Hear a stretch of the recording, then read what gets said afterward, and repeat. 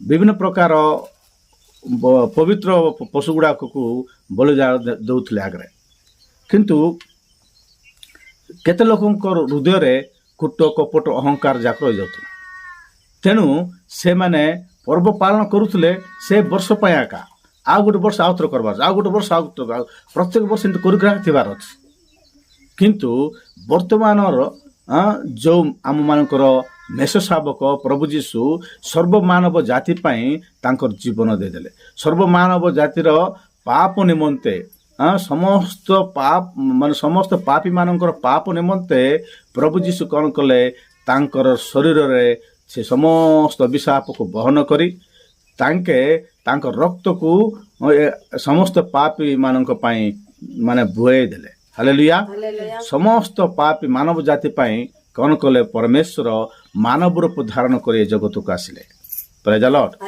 ସେଇ ମହାପବିତ୍ର ପରମେଶ୍ୱର ଆମମାନଙ୍କର ପ୍ରଭୁ ଯୀଶୁ। ହାଲେଲୁୟା। ସେ କୋଉଠି ଥିଲେ ବୋଲି କହିଲେ ସେ ଅଗଣ୍ୟ ଜ୍ୟୋତିର୍ଗଣ ପରମେଶ୍ୱର। ହାଲେଲୁୟା।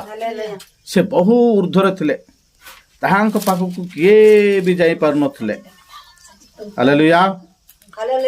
ପ୍ରଭୁ ଯୀଶୁ ଖ୍ରୀଷ୍ଟ ଆମମାନଙ୍କୁ କେତେ ପ୍ରେମ କରୁଥିଲେ। କୂଟ କପଟ ଅହଙ୍କାର ଛାଡ଼ି ଦେଇକରି ପ୍ରେମ ସରଳତା ଦ୍ୱାରା, ହୃଦୟର ସରଳତା ଦ୍ୱାରା ସତ୍ୟ ରୂପ କମିର ଶୂନ୍ୟ ରୋଟିରେ। କୁମିର ଶୂନ୍ୟ କ'ଣ? ଯେଉଁଠିକି ପାପ ନଥିବ। ହାଲେଲୁୟା। ଯେଉଁଠି ଖଟା ନଥିବ। ତେନ୍ତୁଳି କଠା ପାଇଁ ଏଠି ପ୍ରଭୁ କହୁନାହାନ୍ତି। ଟିକେ କମିର ଆଉ ଏତେ ମଇଦାକୁ କ'ଣ କରିବ? କମିର କରିଦେବ। ହାଲେଲୁୟା। ବଡ଼ ହାଣ୍ଡି ଥିବ, ସେ ହାଣ୍ଡିରେ ଟିକେ ତେନ୍ତୁଳି କଠା କି ଲେମ୍ବୁ କଠା କ'ଣ ପକେଇଦେଲେ ସେ ସବୁ ଭାଙ୍ଗିଯିବ। ଠିକ୍ ସେଇ ପ୍ରକାର ଆମ ହୃଦୟରେ କୂଟ କପଟ ଅହଙ୍କାର ଯଦି ଥିବ ତାହେଲେ ଆମେ ପର୍ବ ପାଳନ କରିପାରିବା ନାହିଁ। ହାଲେଲୁୟା।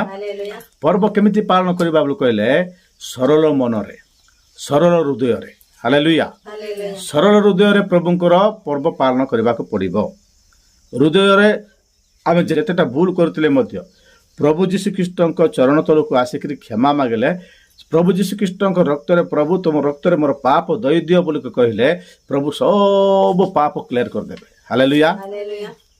ସେତେବେଳେ ଆମର ଏ ହୃଦୟ କ'ଣ ହବ ବୋଲି କହିଲେ ଆଲୁକା ହେଇଯିବ। ପ୍ରେଜ୍ ଦ ଲର୍ଡ। ସରଳ ହେଇଯିବ। କୂଟ କପଟ ଅହଙ୍କାର ହିର୍ଷା କୌଣସି ଲୋକମାନଙ୍କୁ ନଷ୍ଟ କରିବା କୌଣସି ବିଷୟ ସେ ହୃଦୟ ଭିତରେ ଆସିବ ନାହିଁ। ହାଲେଲୁୟା। ହୃଦୟରେ ଯଦି ତମର ମନ୍ଦ ବିଷୟ ରହିବ